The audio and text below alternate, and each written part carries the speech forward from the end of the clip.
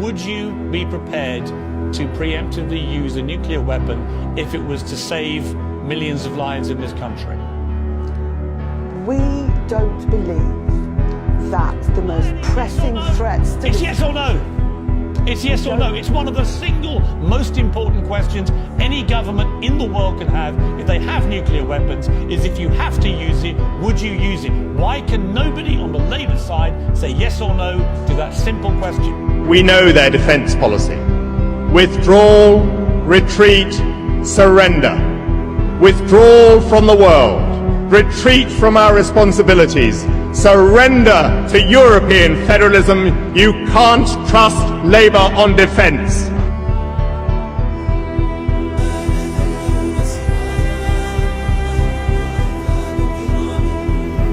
Would you sit down with members of so-called Islamic State? At some point, for us to resolve this, we will need to get people around the table.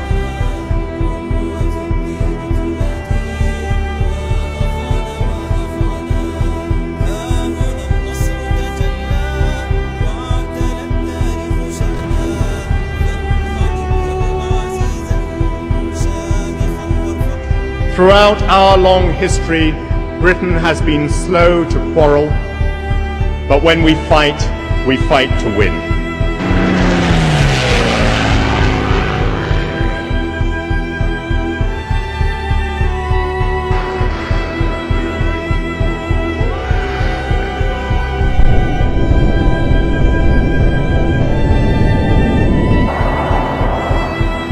On the cliff tops, medical staff waited for the helicopters to bring the casualties to them.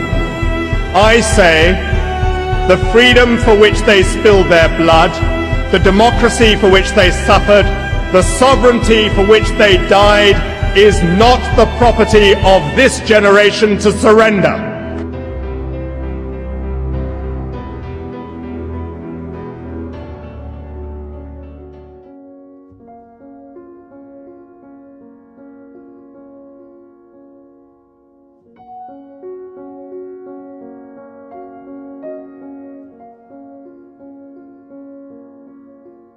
Decide, if there's to be a decision made there, that we should be opposing what the government is doing. So you've got no problem with somebody coming from abroad as a migrant with 5 kids, say, and claiming 5 lots of child tax credits, 5 lots of child benefits, housing benefit. People and children no limits on their benefits. People and children come first. Are you refusing to condemn what the IRA did?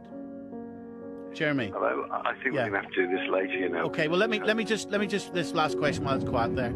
Are you refusing to condemn what the IRA did? Islington MP Emily Thornberry's image from Rochester tweet was deemed snobbish by the white van man who lives here, and Labour leader Ed Miliband said it was disrespectful. But I got it wrong. I made a mistake. I've resigned, and if I've upset anyone or insulted anybody, I apologise.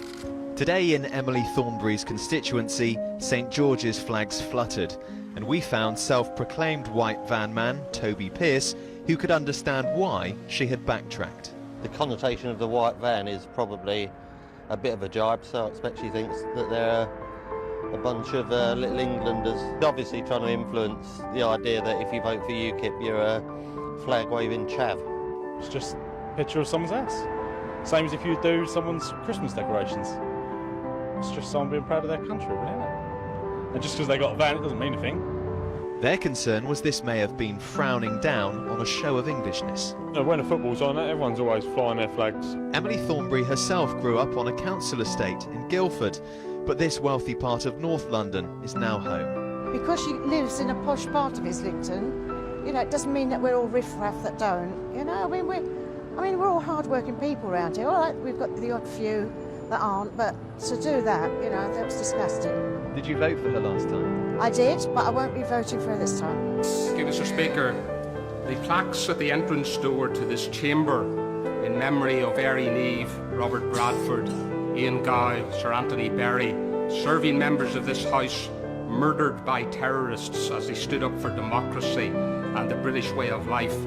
They're a reminder of the savagery and brutality of terrorism, as are the gravestones and the headstones in Northern Ireland and right across this land. The opposition leader has appointed a shadow chancellor who believes terrorists should be honoured for their bravery.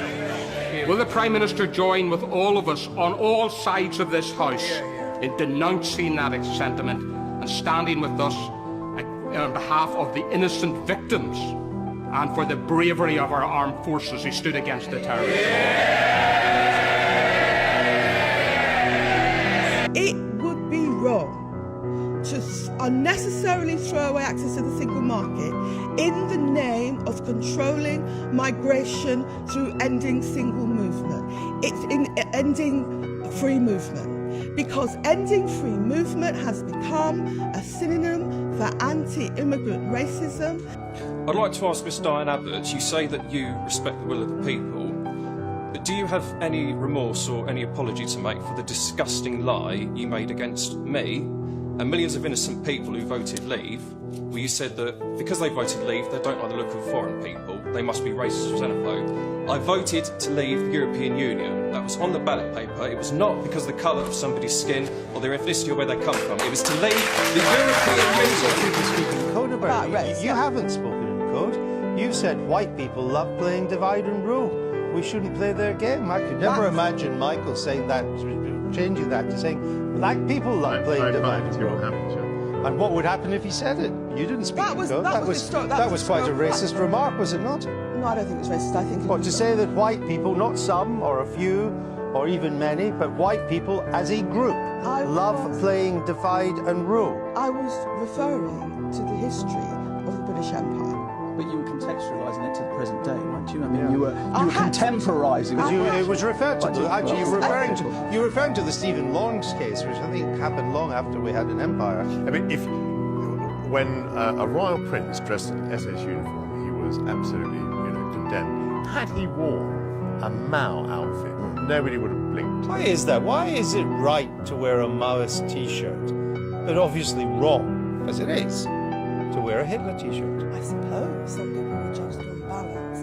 Mao did more good than I. Can't say that about What? the Nazis. What was the good bit? Remind me what the good bit was. Serious? Well, it's funny. I just had this debate with my son. I wish this were in private. Well, I just had this debate with my son. Still like all these lefty dictators. Mao killed tens of millions of people. Just tell me, what was the good that he did that made up for the 60 million people he murdered? Don't forget that we dealt with and became the biggest ally of the greatest dictator of them all, Stalin. And we did that to beat a greater evil threat to us at the time, which was Nazi Germany. That's perfectly true. Churchill knew that after we'd beaten Hitler, Stalin would become the threat. Roosevelt didn't. All that's true, although let's just say to Diane that you call Stalin the greatest ever dictator. In terms of mass murder, he isn't on the same page as Mao. I mean, but like Mao, he did lead his people from feudalism. Let us teach our children the history of this remarkable country. That they were prepared at once to withdraw their troops from Poland, a state of war would exist between us. I have to tell you now that no such undertaking has been received, and that consequently this country is at war with Germany. You can imagine what a bitter blow it is to me that all my long struggle to win peace has failed. We don't have fucking that much. Sonny! Sonny! Fucking hell! Fucking hell, boys! Fucking cunt! That the Argentine garrison on the Falkland Islands had surrendered to a numerically smaller British invasion force.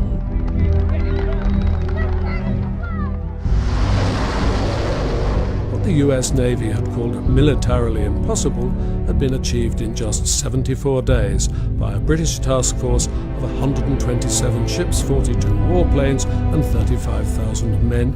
It had steamed 8,000 miles into a South Atlantic winter to defeat an enemy just 400 miles from its own home base.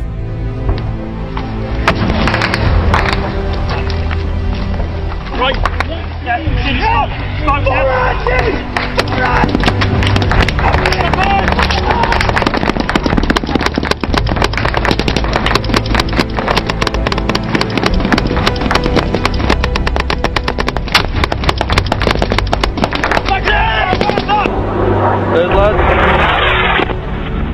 Opposite directed.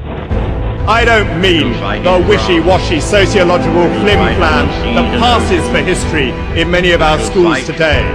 I don't mean the politically correct debunking anti-patriotic nonsense of modern textbooks. I mean the real history of heroes and bravery, of good versus evil, of freedom against tyranny, of Nelson and Wellington and Churchill.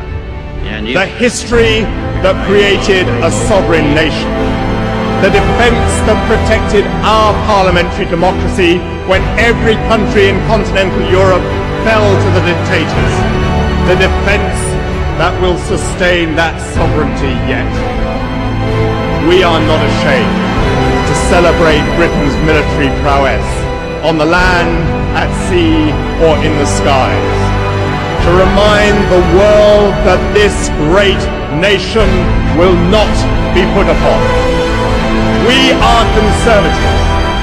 We will speak of pride, of honour, of valour in battle, and yes, of glory. The SAS have a famous motto: who dares, wins. We dare.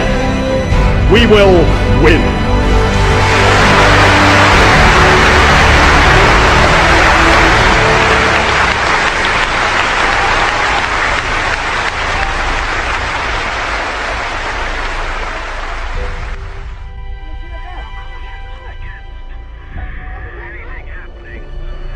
Normal anti-air precautions. 8-2, Roger, out. Negotiations will start tonight.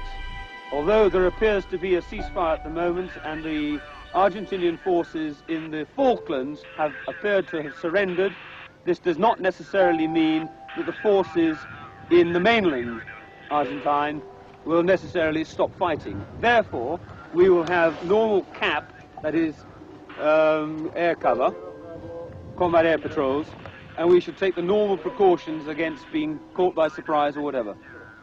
There is a white flag flying over Stanley. Very marvellous. Johar Jazle, Marty Jansa, call sign 4, objectivement, Juan Foguera, Now their major had to explain to some rather disappointed Gurkhas that their chance for fighting and regimental glory was over. Puro pack up, bandabas Milano for it.